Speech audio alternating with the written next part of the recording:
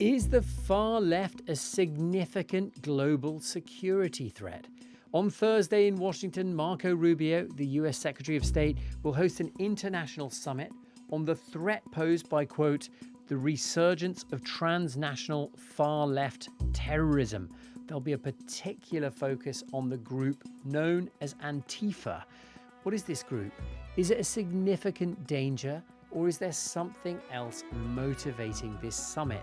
From the BBC, I'm Tristan Redman in London, and this is The Global Story on YouTube.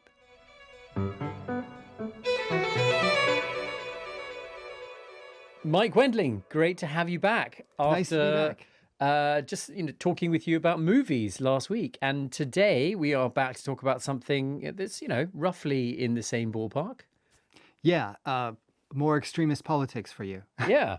Well, Mike, for those of our listeners who were not listening last week, could you introduce yourself, please? Tell us what it is you do. Sure. My name's Mike Wendling, and I'm a journalist. I specialize in, amongst other things, movements on the far right and the far left, particularly in America, but around the world. Great to have you back with us, Mike. So Marco Rubio is hosting a summit in Washington, D.C. on Thursday. By all accounts, he's invited senior ministers from more than 60 countries to talk about, quote, the resurgence of transnational far-left terrorism. What's he thinking about? Is there one incident more than any other that really captures what this is and explains what's giving the impetus to the White House here? There's one case that the authorities in the United States will point to, and that's a protest outside an immigration facility in Texas about a year ago in July 2025. A group of left-wing activists protested, brought fireworks, but then also brought body armor and, in at least one case, a weapon. The protest turned violent when police showed up, and one of the protesters actually shot a police officer. After that, a number of the protesters were arrested. They were accused of being part of an Antifa group. And just recently, just in the last few weeks, have received lengthy prison sentences. The man who shot the police officer was sentenced to 100 years in prison, and other sentences included sentences of 40 to 50 years in prison. Now, they weren't convicted necessarily of being part of an Antifa group, because that is not in itself illegal, but the organization that went into the protests and the consequent violence led to their criminal convictions and those long sentences. This is one of the cases that the Trump administration has held up as a signal of the potential threat of left-wing violence and Antifa violence in the United States. So the Trump administration would hold up this particular case as justification of something needing to be done about far-left extremist groups. Who's leading the charge on this for them? The White House's counterterror chief is a man named Sebastian Gorka, who will be fairly familiar to people who watch BBC content. It's fabricated, and all of these anonymous sources. I'm sad to say that you and your colleagues have fallen into this trap of fake news. He appears on the BBC and has done in the past quite a while. He grew up here in Britain, originally Hungarian. He's very hawkish when it comes to these kinds of groups. And him and other White House officials, like Stephen Miller, who's the White House chief of staff, have identified Antifa as a threat to American values. They really think that the rising tide of left-wing violence is something that could destabilize the country, and they're committed to sniffing it out. Okay, well, over the last decade or so, Mike, there have been two competing narratives, haven't there, about what's happening in the United States. The first is led by people who believe that there's a rise of fascism in the United States and something needs to be done about that. The second is led by people who believe that there's a rise of violence in the US fomented by people on the far left and something needs to be done about that. So today, we're hoping that you're going to help us establish how much truth there is in each of those two narratives. So let's start from the beginning. Antifa was in the public discourse a lot after Donald Trump was elected for the first time in 2016, but it's been around for a long time in the United States. Where did it start? Where does it come from? Well, it's originally a European movement, right? If you go back to the history, there were anti-fascist groups in Germany in the 1930s prior to World War II. They don't really have any sort of direct lineage to the groups that sprung up in the 1970s and the 1980s.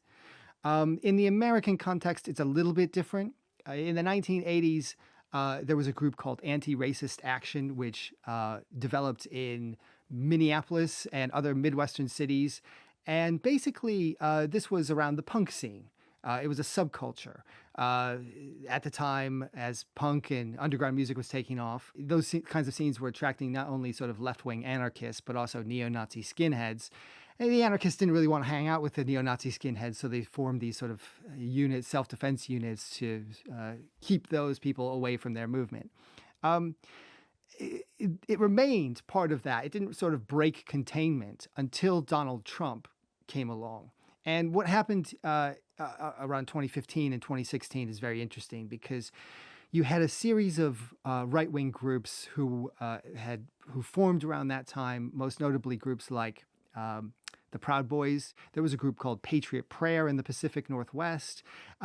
They start to become emboldened as Donald Trump starts to say the things that they want said in politics, and they start to hit the streets, and they start to have rallies and street marches. That's when you really see Antifa, as a sort of reaction to that, also step out into the streets. And in many cities, Portland, Oregon, Berkeley, California, in New York City, you had pretty violent street clashes between these far right and far left groups. When did Antifa first become something that politicians in the mainstream would actually talk about? Like, do you remember when you first heard Donald Trump mentioning them? They first came to light in a big way in Donald Trump's consciousness in 2017. In August 2017, there was that violent melee in Charlottesville. If you remember, there were a large contingent of neo-Nazis, ethno-nationalists, other assorted far-right groups and people came to this university town under the banner Unite the Right. They wanted to show their force. And then that attracted counter-protesters. Not all of them Antifa, but a sizable number of them were anti-fascists. And they battled in some ways on the streets. A member of one of the far-right groups drove a car through a crowd, hitting people, killing a counter-protester from the left-wing side. He eventually was convicted of murder and put in prison. But this was the catalyst for a whole range of media attention that got the attention of Donald Trump and many other people. I mean, this was the moment, and many people will remember, when Donald Trump famously said that there were fine people on both sides. That's right. And he that comment has been sort of picked over ever since. You mentioned this as a kind of warning sign of what was to come. At what point do you start to realize, Mike, as someone who follows this very closely, that there is something happening on the ground as far as far left groups are concerned? Well, later that year, I went to Berkeley, California, where there was a campus event at the University of Berkeley, famously a pretty left-wing, pro-free speech university. I witnessed sort of running battles between groups like the Proud Boys and groups like Patriot Prayer and counter demonstrators. Many of them were Antifa. Many of them were what they call the black bloc wing of Antifa, dressed head to toe in black and masked, and basically there for what they would say is security or self-defense, but they are willing to use violence. There were fights. It was quite a chaotic situation. And then I also, later witnessed the same kind of thing happen in Portland, Oregon. it became a regular feature in the Trump years. And it would be anything from sort of verbal confrontation to pepper spray to fighting with sticks and batons, and sometimes, even greater violence than that. For an organization to be a quote unquote terrorist group, the common understanding would be that they would have to have leaders of some sort. Are there Antifa leaders? A lot of people who have sympathy with the Antifa movement are also anarchists, and they're kind of allergic to leaders. They often form loose associations, not organized groups. You don't sign up to a direct debit or have a membership card or anything like this.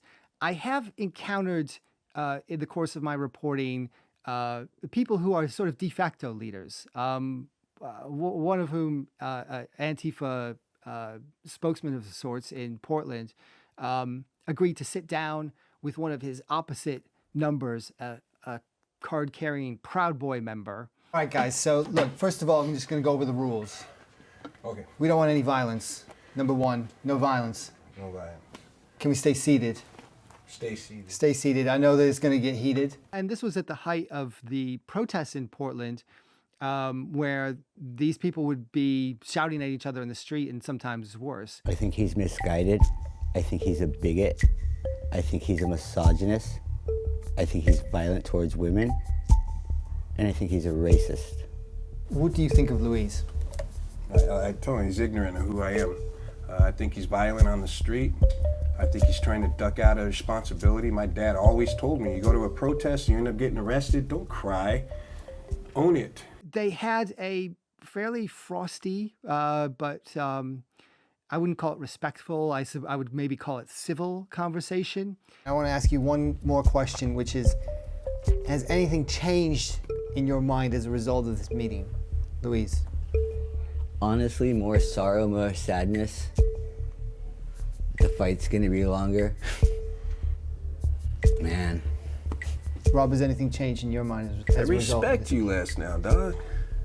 I thought I was gonna respect you more after this, man. I respect you even less. It was an interesting dynamic between the two. I'm not sure if it told us much more than they would continue to be ideological foes forevermore. Okay. Well, so this is in 2019 that you're reporting in Portland. Not very long after that, the world enters the 2020 COVID pandemic.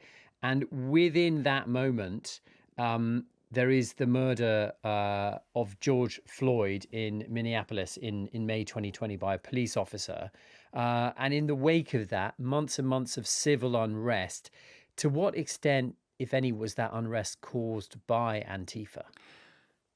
That's a great question. And I think this really shows how Antifa operates on sort of two levels, one as an actual sort of street force and one as a bogeyman for Donald Trump and his allies. So Antifa activists were certainly present in protests, right?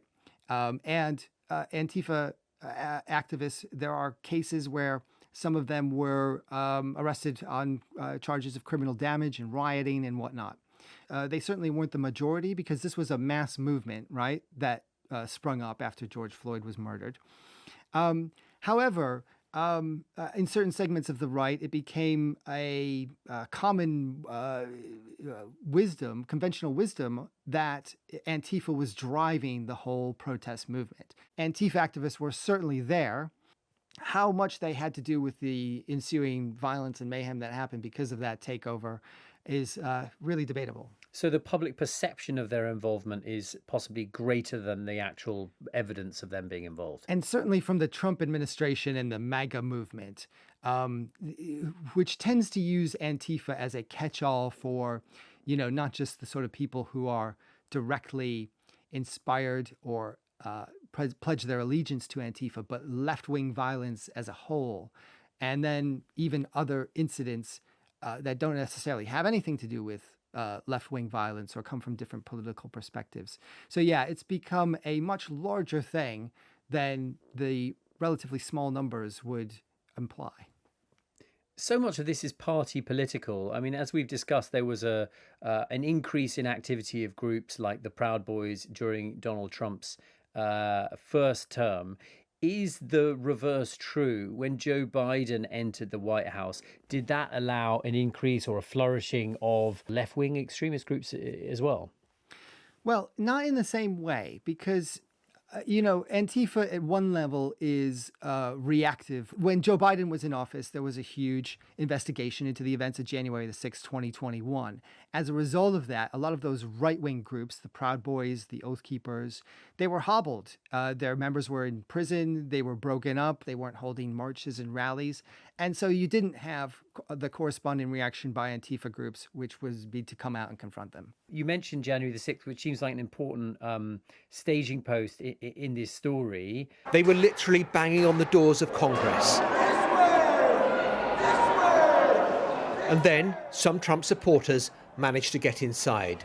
They were armed and wandering the Capitol building. We all remember what happened that day. The chamber has emptied, democracy put on hold. Outside they were scaling the ramparts, the mob for the moment in charge, believing they have the right to overthrow the will of the people. I mean, there were rival narratives that grew up about the reasons behind the unrest around the Capitol in Washington, D.C. I mean, how did these different narratives develop, Mike? Some of the right-wing groups that were there accused Antifa operatives of being in the crowd, of stirring up the crowd. I think that narrative developed because in the lead up to January the 6th, there were those sort of street battles. And that day itself, they were largely kept away and keeping away from the events at the Capitol. But because Antifa as a idea had become such a sort of big thing, on the right, there was almost an immediate assumption that there were agent provocateurs in the crowd. Again, there was almost no evidence that that was the case. Well, if we jump forward a few years, Donald Trump comes back to the White House. Less than a year into his second term is the murder of Charlie Kirk. Back then, we did a whole episode on how the bullet casings were engraved with far left slogans. A trial is underway right now. Shortly after that murder, Donald Trump signs an executive order in which he designates Antifa a domestic terrorist organization. What was the reaction to that order, and what does it even mean? What does it change? It doesn't change a whole lot. So the president can't ban a group, for instance. You can't make it illegal to be a member of a group. But I think from a policy perspective, it showed that the president suddenly wanted to emphasize his opposition to the left-wing activists and Antifa specifically, and make a counterterrorism official like Sebastian Gorka concentrate on this Antifa idea. You said the president can't ban a group, but why not? It's just not a part of the United States law. Is it a First Amendment thing? It is definitely a First Amendment thing. Freedom of speech? Yeah, absolutely. You can declare yourself a neo-Nazi, and as long as you're not threatening anyone, you can walk down Broadway and goose-stepping all the way. Similarly, if you call yourself Antifa, it doesn't matter if Donald Trump has said that this is a domestic terror organization. You cannot be thrown in prison simply for saying, I support Antifa. But to be clear, if I declared myself a member of Islamic State, that would be different because it's an international. Absolutely, yes. Yes. The law is different for foreign terror groups. So the State Department does keep a list of foreign terror groups. And the Trump administration has actually banned a number of foreign Antifa groups. One notable example, Antifa Ost, a German group, translated Antifa East, that is on the State Department's banned list of foreign terror groups. Well, Mike, this brings us neatly to what's happening in Washington on Thursday, because this summit under the aegis of Marco Rubio and Sebastian Gorka, who we mentioned, is aimed at discussing Antifa as an international terrorist group. Is there a real security threat from left-wing groups in the United States, Or is this summit in DC part of a kind of campaign of political name calling that we see a lot in politics on all sides of the political spectrum at the moment? I mean, some people on the left call their political opponents fascists. Some on the right call their opponents communists. Bolting the word terrorist on, is that just a way of sort of turning the dial up even further? I think so. I think that obviously there's not a zero a threat from left-wing groups. The CESIS pointed out that in the early part of 2025, for the first time in years, the number of attacks carried out by left-wing inspired assailants was larger than the number carried out by right-wing assailants. However, the nature of the attacks has been very different. If you think about the nature of right-wing violence versus left-wing violence, right-wing violence tends to be much more deadly and much more sort of based on identity. So if you look at a recent attack on a mosque in San Diego, attack on a black grocery store in a black neighborhood in Buffalo, New York, an attack on a Hispanic area in El Paso, Texas, a synagogue in Pittsburgh. All of these are very, very deadly events that have happened in recent times in the United States. Left-wing violence certainly has, in some cases, claimed lives. Generally, it is to do with property crime, vandalism, targeting corporations or the state. And the nature of it is very much different, and it's not necessarily targeted at random individuals or civilians. So there is a disparity in between the amount of storm and fury that the Trump administration has devoted to Antifa and other left-wing groups versus the actual impact on the ground. Mike, you and I were sitting here talking in London, and there are a couple of big things which are happening here this week. At the end of the week, there is a CPAC conference, the first one ever to take place in the UK. That's the Conservative Political Action Committee. We also can't have this conversation and not mention a prominent Conservative politician called Anne Widdecombe, now retired from Parliament, killed in her own home. An investigation is underway and the facts are uncertain at this point. But we do know that the police who are investigating are counter-terrorism police. How does this all play into the summit that we're seeing in Washington? Is it a completely separate thing, or is it impossible to separate all of this? I think it probably depends on what we learn about that case. And obviously, the investigation is ongoing. Certainly, it will get the attention of Americans and the people who might be at that conference. I think more generally, though, the idea of political terrorism has been, in some ways, democratized. The internet has sort of made it easier for people to be radicalized no matter where they are. They don't necessarily need to rely on a group. How concerned should we be about an increase in political violence of any kind across the spectrum?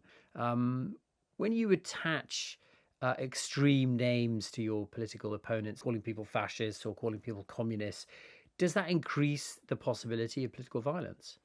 Well, the people who study this kind of thing say, yeah, absolutely. And this is all feeding into what we're seeing. There are other cases in Europe and the United States, politicians being targeted, politicians being murdered.